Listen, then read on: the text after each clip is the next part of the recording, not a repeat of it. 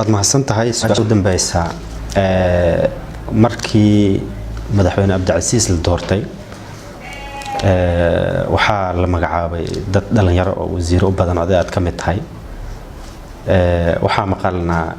wax la yiraahdo G7 hadaan kula kaftamo G7 kaas muxuu yahay aad u maasan tahay arintan waa koonfur galbeed leeyma aha ilaa iyo federaalkeen jirtayo ilaa waxaan laga soo weydiiyaa federaalka G7 dadku baa keenay magacaas hal qabsi meelaha ay ka keeneen waxaana jiri jiray wadamo la dhahay G7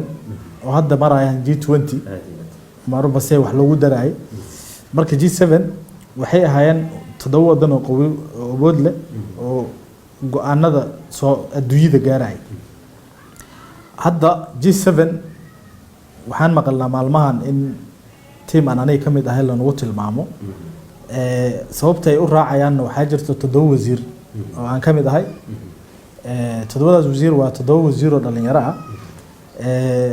wax bartay sifooyin badan oo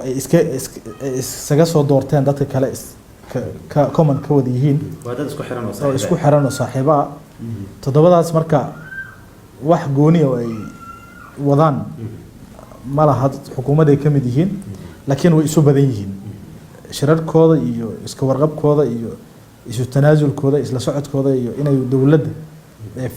fikradahooda oo muhiimsan ay u keenaan sina waa la waxantaa in dadka ay dhahaan dawladda ay u dhow yihiin madaxtooyada ay u dhow yihiin laakiin waxaan kala simannahay dawladda inteeda kale saaxiibo baa meesha laga yahay saaxiibtinimadaas marka 7 aan ahayn marka G7 waxay ka wadaan groupkii group ay ka wadaan groupkii 7 waay marka sifadaas aan isugu nimi dhalinyaro nahay dad wax barteen nahay dawladdan ku cusubnahay wasiira wadanahay marka intaas waa isku dooranay in waleedan ku coraali bad ku tiin wallahi waa groupkii 7 ahaa maadaama aan 7 nahay culays kuma qabno taasna waxa looga dooday hadda ka hor golaha wasiirada dhexdooda aan la keenay iyadoo madaxweynaha la joogo madaxweynaha wuxuu amaanay in groupka 7 laga badiyo oo 9 laga dhigo 10 laga dhigo ilaa 25 wasiir la gaarsiiyo waa codka madaxweynaha ahaydba waan in la saaxiibo wax wanaagsan lagu saaxiibana waa diiniyan way banaan tahay marka waxa kooni aan ku saaxiibna ma laha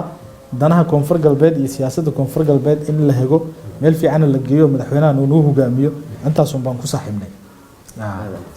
hada u mahadsantahay